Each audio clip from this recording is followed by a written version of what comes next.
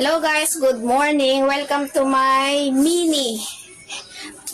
tiny sari-sari store kasi napakaliit lang yan. So yan lang siya, iikot lang tayo at ito na ang buong tindahan ko. Yan, ganyan siya kaliit. So, at dahil naubos na ating mantika, yan. So, napakabenta ng mantika dito. Tayo ay magre-repack. So, ito yung unang guhit ay 5 at yung pangalawang guhit ay 10 piso. I'm gonna show you how to repack. So, 5 piso. Hotel Costa. Ayun po, ako. Dito kaya? Sumawag na kayo, baka hindi ko sure kung andyan ka. Paano?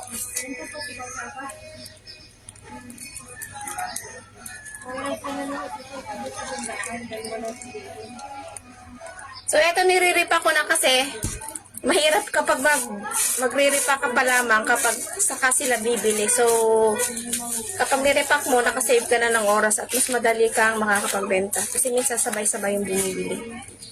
So, kailangan mo mag-repack kasi ito, mabenta ang mantika talaga. Kasi araw-araw itong ginagamit. So, ganito ka lang yung ating 10 pesos.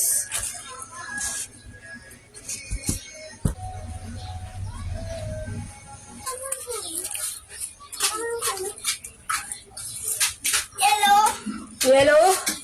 At ito naman yung ating 5 pesos. 5 and 10. So at ito, fast forward, ito na ang ating natapon kasi yung pasaway namin pusa ay tumalingin. So ito na ang 2 boteng mantika. So natapon yung kaunti. Yun lang. Thank you for watching guys. Bye-bye.